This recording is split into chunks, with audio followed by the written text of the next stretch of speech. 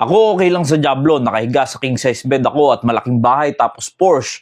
Good luck sa inyo dyan. Okay lang sa taong ito na siya ay sa Diablo basta meron siyang maayos na bahay, sports car at maayos na matutulugan. Tandaan nyo mga kaibigan, ang paghihirap dito sa mundo ay pansamantala lamang pero ang paghihirap sa impyerno ay hindi natatapos. Meron ding ganitong istorya sa Bible na napakayaman na tao. Mayroon niyang isang taong mayaman at siya'y nagdaramit ng kulay ube at maselang lino at sa araw-araw ay kumakain ng sagana. Pansinin niyo ang taong ito, napakagagara ng suot ng mga panahon na yon. At siya ay hindi nagugutom dahil sa kasaganahan sa pagkain. Isang katunayan na siya ay mayaman na tao. At isang pulube na ang pangalay Lazaro, lipos ng mga sugat ay inilalagay sa kanyang pintuan. At naghahangad na mapakain ng mga mumo na nangahuhulog mula sa dulang ng mayaman. Oo, at lumapit pati ang mga aso at hinimura ng kanyang mga sugat. At ang taong ito na nagngangalang Lazaro sa sobrang hirap niya sa buhay, pati yung mga nahuhulog na mga tira-tira na mga latak na pagkain ng mayayaman ay kanyang kinakain. Tignan natin kung ano nangyari sa kanilang dalawa. At nangyari na mamatay ang pulube at siya'y dinala ng mga anghel sa sinapupunan ni Abraham at namatay naman ang mayaman at inilibing.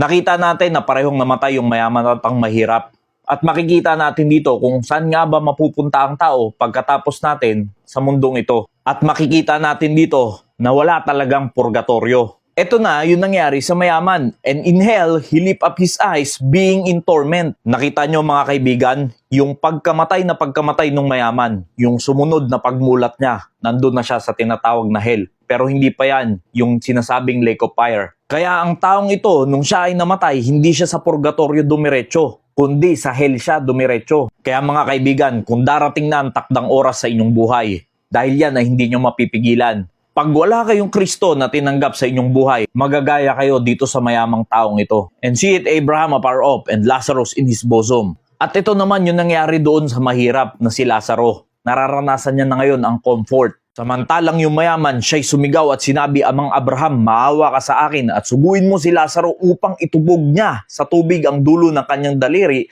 at palamigin ang aking dila sapagkat naghihirap ako sa alab na ito. Kahit gapatak na lamang na tubig ang dumapo sa kanyang bibig upang maibsan lamang ang kanyang kauwawan dahil sa lugar na nag-aalab. Tuyong-tuyo na ang kanyang dila. Isang patunay kaibigan na ang taong ito, nung siya ay namatay, meron pa rin siyang pakiramdam. Siya ay nauuhaw, nadadama niya pa rin yung apoy, yung init, at siya ay meron pa rin pag-iisip. Kaya alam nyo kung ano yung nakakatakot sa impyerno? Hindi lang naman yung apoy Yung pag-iisip mo buo, yung pakiramdam mo buo, nauuhaw ka, nasasaktan ka, nangihinayang ka, naiisip mo na sana nung may nangaral sa iyo ng salita patungkol sa Panginoong Jesucristo na siya ang tanging makakapagligtas ng iyong kaluluwa, sana nakinig na lang pala ako doon sa nangangaral na yun. Kaso lang, nandito na ako sa tormented place. Kaya mga kaibigan, pag ang tao namatay at walang Kristong tinanggap sa kanyang buhay, sigurado ang punta niya ay magagaya doon sa rich man. Kaya ang pag-asa ng tao na makarating sa kaharian ng Diyos ay nandito habang ikaw ay buhay pa. Dahil pag ang tao ay namatay nang walang Kristong tinanggap sa kanyang puso, kahit anong iyak, kahit anong sisi, kahit anong dabog pa ang gawin mo, hindi ka na maliligtas. Kaya kaibigan, habang buhay ka pa at may pagkakataon ka pa, kilalanin mo na ang Panginoong Jesucristo bago pa mahuli ang lahat. Datapot sinabi ni Abraham, anak, alalahanin mo na ikaw ay tumanggap ng iyong mabubuting bagay sa iyong pamumuhay at si Lazaro sa gayon ding paraan ay masasamang bagay. Datapot ngayon ay inaaliw siya rin at ikaw nasa kahirapan. Kaya mga kaibigan, alalahanin natin, pansamantala lang lahat ng bagay dito sa mundo. Lahat yan ay lilipas, lahat yan ay matatapos, lahat yan ay masisira balang araw.